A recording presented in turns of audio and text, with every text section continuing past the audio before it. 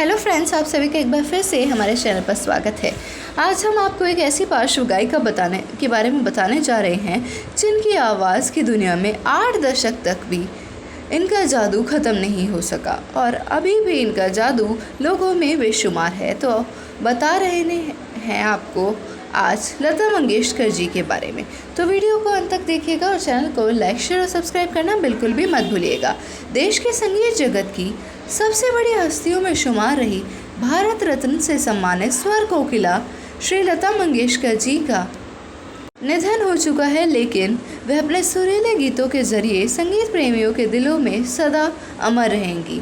उनके गीतों ने कभी प्रेम, कभी खुशी, कभी दुख की भावनाओं को व्यक्त किया तो देश के संगीत जगत में संगीत की धुनों पर नाचने पर मजबूर कर दिया। उन्होंने मनुष्य की हर भावना को अपनी आवाज़ के जरिए संगीत प्रेमियों के दिलों तक पहुंचाया। उनकी आवाज़ ने ग्रामोफोन की दुनिया से लेकर डिजिटल युग तक का सफ़र तय किया और कई गीतों को अविस्मरणीय बना दिया।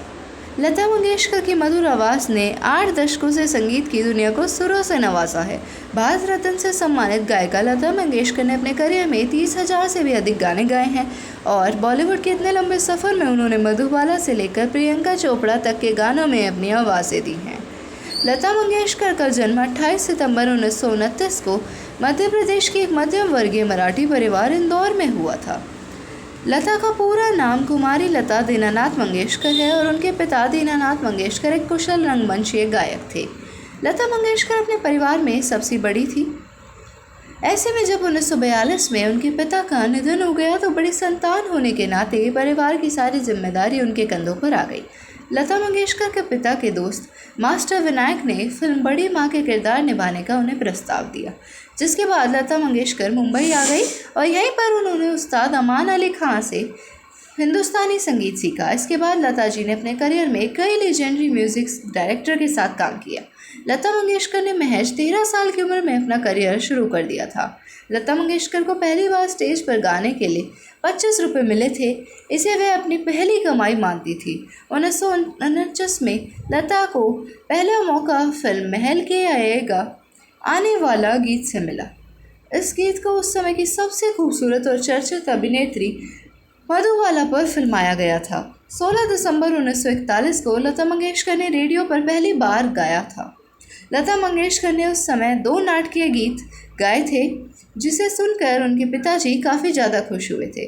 उन्होंने लता जी की मां को बताया था कि लता जी की रेडियो पर गाना गाते सुन अब वो निश्चित हैं और उन्हें किसी बात की कोई चिंता नहीं है।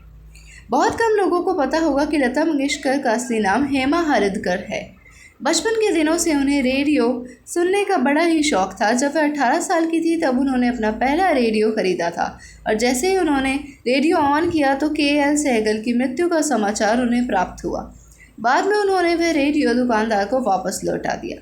लता मंगेशकर को अपने बचपन के दिनों में साइकिल चलाने का काफ़ी शौक़ था, जो पूरा नहीं हो सका। उन्होंने पहली बार और पहली कार 8,000 रुपये में खरीदी थी।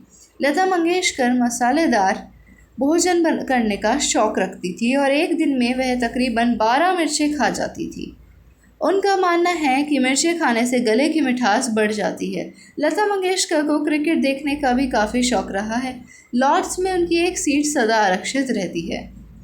स्वर कोकिला लता मंगेशकर के सुपरहिट गाने जिसे सुनकर आप संगीत की एक अलग ही दुनिया में चले जाएंगे, वो हैं ऐ मेरे वतन के लोगों, हमको हमी से चुरा लो, ऐसा देश है मेरा, लग जा गले कि फिर ये हंसी रात हो ना हो, शीशा हो या दिल तो पागल है, आवाज़ दो हमको खो गए, जिंदगी प्यार का गीत है।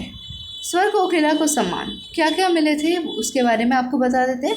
इनको भारत रत्न अवार्ड 2001 में मिला था, पद्म विभूषण 1999 में, दादा साहेब फाल्के अवार्ड 1989। इसके अलावा कई अन्य पुरस्कारों से सम्मानित हो चुकी हैं लता दीदी। लता मंगेशकर ने एक इंटरव्यू के दौरान बताया था कि बचपन में दूसरे बच्चों की तरह ही काफ़ी ज़िद्दी थी वे कई सारी फरमाइशें किया करती और अगर उनकी कोई फरमाइश अधूरी रह जाती तो वे खफा हो जाती। कई बार तो ऐसा भी होता कि वे सभी से रूठ कर दूर जाने लगती।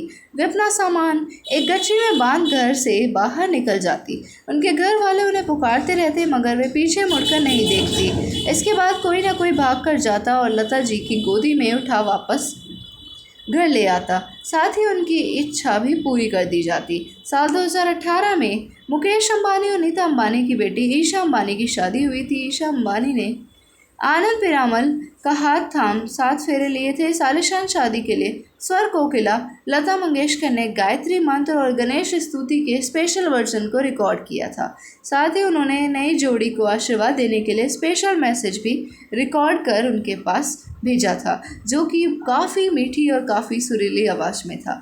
आप सभी का लता मंगेशकर जी की वीडियो को देखने के लिए और चैनल पर विजिट करने के लिए बहुत बहुत धन्यवाद और आभार।